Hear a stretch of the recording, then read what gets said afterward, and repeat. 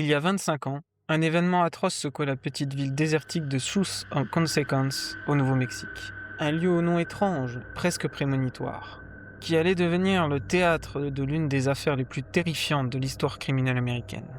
Installez-vous confortablement, on y va. Avant qu'on commence, petit avertissement rapide.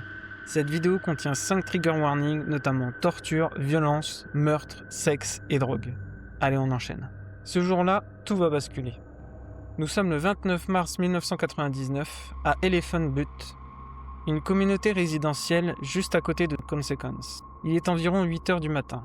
Une femme dans son mobil-home entend frapper frénétiquement à sa porte. Elle ouvre et se fige. Devant elle se tient une jeune femme complètement nue. Elle ne porte qu'un collier de chien en cuir noir, auquel est attachée une chaîne brisée. Elle a les poignets et les chevilles ensanglantés, marqués par des ecchymoses profondes. Ses cheveux sont emmêlés. Son regard est celui d'un animal traqué. La femme à la porte, Cynthia Vigil, vient de s'échapper de l'enfer. Et ce qu'elle s'apprête à révéler va traumatiser l'Amérique à jamais. La voisine paniquée attrape son téléphone et compose le 911. « Service d'urgence à votre écoute. Envoyez la police, vite! Il y a une femme ici! Elle est complètement nue! Madame, calmez-vous. Où êtes-vous? Je suis à mon mobil-home, sur Shorey Lane Drive. D'accord. Que se passe-t-il avec cette femme? Elle est blessée? Elle a un collier de chien autour du cou et une chaîne, et elle est couverte de sang. Elle dit qu'on l'a séquestrée et torturée. Qui l'a séquestrée? Elle dit qu'un homme et une femme l'ont gardée dans une remorque. Elle s'est échappée. S'il vous plaît, dépêchez-vous. Elle a peur qu'il la retrouve. Les unités sont en route, madame.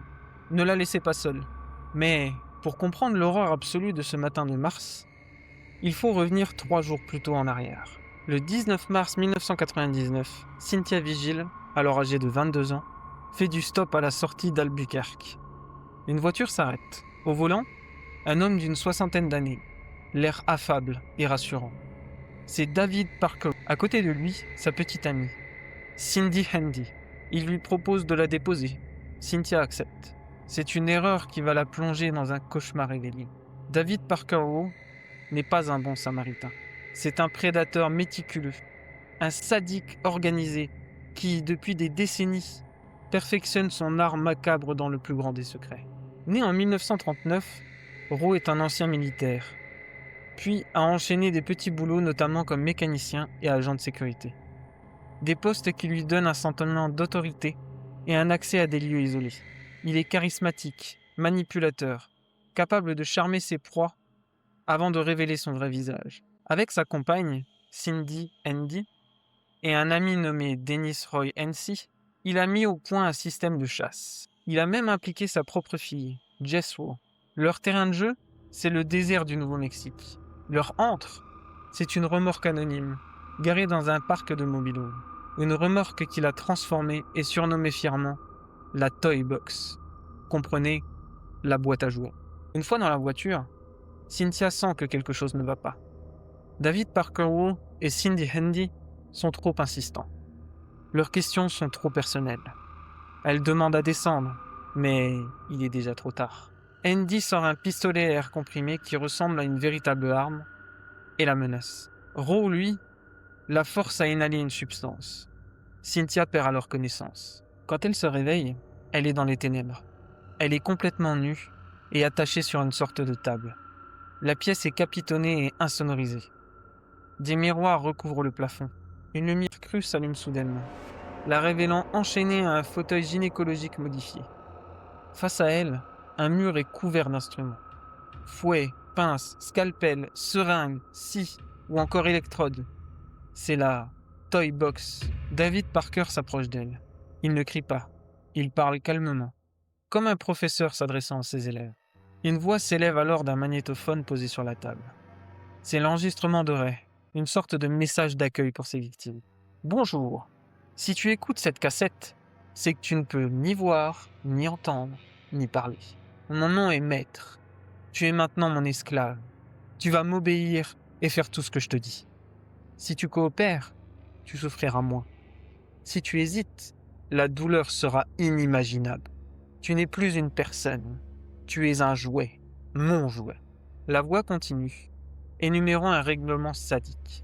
Chaque règle est accompagnée de la description précise de la punition en cas de désobéissance. Pendant les 3 jours suivants, Cynthia subit ce que Roe appelle le programme. Il la drogue avec du pentothal sodique, autrement appelé sérum de vérité, pour la rendre docile et annihiler sa volonté. Il la torture sexuellement et physiquement avec les instruments accrochés au mur. Cindy Handy participe activement. Elle filme les séances, aide à immobiliser Cynthia et prend même part au service. Dennis Hensey, le complice, est là aussi. Ils sont plusieurs et organisés. Ils parlent de leurs autres jouets, des femmes qui sont passées par là avant elle. Ils lui confient les clés des menottes et du collier, en lui donnant des instructions claires. Mais Jess est moins vigilante. Elle est au téléphone dans la pièce d'à côté. Cynthia voit les clés, posées sur le boîtier électronique près d'elle. C'est sa seule chance. Son corps est un champ de ruines, mais son esprit est intact. Elle tend le bras, ses doigts effleurent le trousseau, et elle réussit à l'attraper. D'une main tremblante, elle essaye la première clé dans le cadenas du collier. Malheureusement, ça ne marche pas. Et la deuxième non plus. La panique monte. Elle entend Jess rire au téléphone. La troisième clé, un clic. Le cadenas s'ouvre alors. Elle arrache le collier de son cou. Puis, elle s'attaque aux menottes qui retiennent ses chevilles. Le métal lui lacère la peau. Mais elle ne sent plus la douleur. Un autre clic. Elle est libre, enfin libre. Elle se lève, titube, et court vers la porte de l'armoire. Elle l'ouvre et se lance dans une course désespérée, nue à travers le parc du mobil-home, la chaîne brisée battant contre ses jambes. C'est là que sa voisine la découvre et appelle la police. Lorsque les premiers officiers du FBI arrivent sur le lieu, ils écoutent le récit de Cynthia Vigil. L'histoire est totalement monstrueuse, tellement sortie d'un film d'horreur qu'ils ont du mal à y croire. Une femme nue avec un collier de chien, une remorque de torture et un enregistrement audio, cela semble impossible. L'agent du FBI en charge, un homme expérimenté, interroge Cynthia. « Il faut que vous soyez précise. Où se trouve cette remorque ?»« Je ne sais pas exactement. Je ne voyais rien quand ils m'ont amené. C'est dans le parc quelque part. Une remorque blanche, assez grande. » « Pouvez-vous décrire l'homme ? Il a une 60aine d'années, les cheveux grisonnants. Il se fait appeler Maître. Sa copine Cindy est avec lui. Et sa fille aussi, Jess. » Cynthia décrit l'intérieur de la Toys Box, avec une précision glaçante. Le fauteuil gynécologique, les miroirs au plafond, la collection d'instruments, chaque détail qu'elle donne est si spécifique qu'il ne peut pas être inventé. Le doute des enquêteurs se transforme en une certitude effrayante.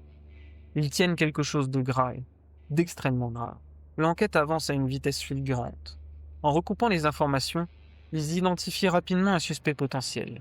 David Parker Rowe, 59 ans, un résident du parc de mobil-home d'Elephant Butte, propriétaire d'une grande remorque blanche. Son casier judiciaire n'est pas vierge, mais rien d'aussi grave, et les agents se rendent à son adresse.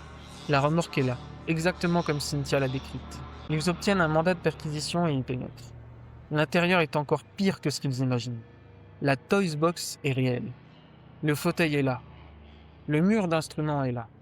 Les fouets, les pinces, les scalpels. Ils trouvent des seringues usagées, des flacons de pentothal sodique, des miroirs au plafond. Et surtout, ils trouvent le magnétophone avec la cassette audio. Ils appuient sur play. La voix calme et posée de Rowe emplit le silence. « Bonjour. Si tu écoutes cette cassette, l'horreur est alors confirmée. Le rapport de police décrira plus tard la remorque comme un laboratoire de torture sadomasochiste fait maison. Il trouve aussi des journaux intimes, où Rowe a méticuleusement consigné ses fantasmes, ses méthodes, et même dessiné des plans de torture. Il a des croquis de femmes attachées, des listes de procédures. Mais il n'y a aucune photo, aucune vidéo des victimes. Rowe était paranoïaque. Il filmait tout. Mais il détruisait les cassettes après visionnage pour ne laisser aucune preuve directe. Cependant, dans un des journaux, il estime avoir eu entre 40 et 60 jouets au fil des ans. S'il dit vrai, David Parker Rowe pourrait être l'un des pires tueurs en série de l'histoire américaine. Le problème, c'est qu'il n'a aucun corps. David Parker Rowe est arrêté le jour même à son travail. Il ne montre aucune émotion. Cindy Handy est appréhendée peu après, ainsi que Dennis Hensey. Jess Rowe, la fille de David, est également arrêtée pour sa complicité dans la séquestration de Cynthia Vigil. L'interrogatoire de Parker Rowe commence. Il est face à 2 agents du FBI. Il est calme, presque arrogant. Il nie tout en bloc. Je ne sais pas de quoi vous parlez. On a une victime, David. Cynthia Vigil. Elle vous a formellement identifié. Une prostituée et une droguée. Sa parole ne vaut rien. Elle invente tout pour se faire de la publicité. Elle a décrit votre remorque avec une précision parfaite. Le fauteuil, les miroirs, les instruments. On a tout trouvé, Ro. Ro sourit alors légèrement. C'est juste du matériel pour mes fantasmes personnels. C'est du BDSM, rien de plus. Tout est consensuel. Je n'ai jamais fait de mal à personne. Et la cassette, David? Votre voix qui explique les règles à vos esclaves? C'est consensuel, ça aussi, peut-être? L'agent pose le magnétophone sur la table et appuie sur play. La voix de Ro résonne dans la petite salle d'interrogatoire. Le visage du tueur reste alors macabre. C'est pour un jeu de rôle, rien de plus. Vous n'avez aucune preuve que j'ai kidnappé qui que ce soit. Il a raison sur un point. Sans corps, sans ADN, d'autres victimes, l'accusation de meurtre est impossible à prouver. L'enquête est alors dans une impasse. Mais les enquêteurs ont une autre carte à jouer. Une autre survivante. En fouillant les affaires de Ro, ils trouvent des indices qui les mènent à une autre femme, Kelly Garrett. Elle a été enlevée et torturée par Ro en 1996. Mais elle a réussi à s'enfuir dans des circonstances similaires, profitant d'un moment d'inattention. À l'époque, son histoire n'avait pas été prise au sérieux par la police. Mais avec le témoignage de Cynthia Vigil, tout change. Confrontée aux preuves, Cindy Andy, la compagne de Ro, finit par craquer. Elle accepte de coopérer en échange d'une peine réduite. Elle raconte tout, dans les moindres détails. Le mode opératoire, le nombre de victimes, les meurtres. Elle confirme que la plupart des femmes étaient tuées après des semaines de torture. Leurs corps étaient démembrés, puis dispersés dans le désert ou jetés dans le lac d'Elephant Butte. Elle avoue avoir aidé Ro à se débarrasser des corps. Dennis Hancy avoue également sa participation. Le piège se referme alors sur David Parker. Le procès de David ne portera jamais sur les meurtres. Faute de cadavre, le procureur ne peut pas l'inculper pour homicide. Il est donc jugé pour le kidnapping et la torture de Cynthia Vigil et Kelly Garrett. Face aux témoignages accablants des deux survivantes et aux aveux de ses complices, Ro comprend qu'il est perdu. Juste avant son procès, il passe un accord avec le bureau du procureur. Il plaide coupable de tous les chefs d'accusation en échange d'une promesse. Il montrera aux enquêteurs où il a enterré le corps de ses victimes. C'est un dernier acte de manipulation. Les agents l'emmènent sur les lieux qu'il désigne, mais il prétend soudainement souffrir de perte de mémoire. Il se moque d'eux une dernière fois. En 2001, David Parker Ro est condamné à 224 ans de prison. Une peine qui garantit qu'il ne sortira jamais. Cindy Andy est condamnée à 36 ans de prison pour son rôle. Dennis Hancy écope de 15 ans. Jess Ro, la fille de David, qui a laissé Cynthia s'échapper, est condamnée à 2 ans et demi de prison, suivie d'une procédure de probation de 5 ans. David Parker Ro ne passera pas longtemps derrière les barreaux. Le 28 mai 2002, moins d'1 an après sa condamnation, il meurt d'une crise cardiaque dans sa cellule. Il emporte avec lui tous ses secrets. Le nombre exact de ses victimes et l'emplacement de leur corps reste un mystère. Malgré des recherches intensives dans le désert et le lac, aucun reste humain n'a jamais été formellement identifié comme appartenant à une de ses victimes. L'affaire du Toys Box Killer laisse derrière elle une trace indélébile de la terreur et de la frustration. Ce qui me choque le plus dans cette affaire, au-delà de la cruauté des actes, c'est cette façade de normalité. Un homme banal, dans un quartier banal, qui a transformé sa maison en une chambre d'horreur pendant des décennies sans que personne ne doute de rien. C'est la preuve que les monstres ne se cachent pas toujours derrière l'ombre. Parfois, ils vivent juste à côté de vous.